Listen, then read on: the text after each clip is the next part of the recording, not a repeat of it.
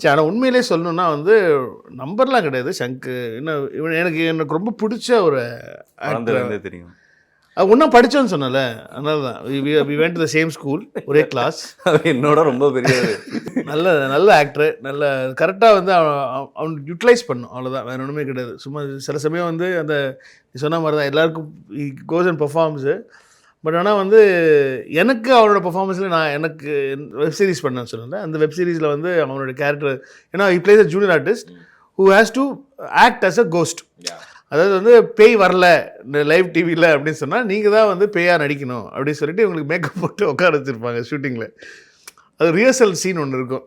என்ன ஒன்று extraordinary scene, ப்ரில்லியண்ட்டான scene. அது வந்து அப்படியே ஆன் த ஸ்பாட்டில் இம்ப்ரூவைஸ் பண்ணி அப்படியே பண்ணான். அதனால் வந்து இல்லை, எனக்கு அப்போ தான் ஒரு விஷயம் புரிஞ்சுது.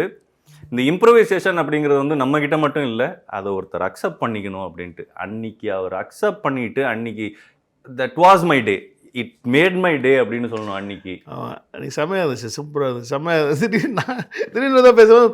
ஆக்சுவலி வந்து உள்ளே வந்து அந்த ஒரு ப்ரொடக்ஷன் பாயை வந்து பயமுடுத்தணும், இவ்வளோதான். இது வந்து பயமுடுத்து டீ கொண்டு வருவான், அவனை வந்து பயமுடுத்து பயங்கரமாக ப்ரிப்பேர் பண்ணி பயமுடுத்துடும். அவன் பாட்டில் கேஷுவலாக போயிடும். ஐயோ சாரி, இது கண்ணாடியை உட்காந்துட்டு அதுதான் எக்ஸ்ட்ராடினரி. கண்ணாடியோட பேய் வந்துடும். அதுக்கப்புறம் கண்ணாடி உட்க மறந்துட்டேன்.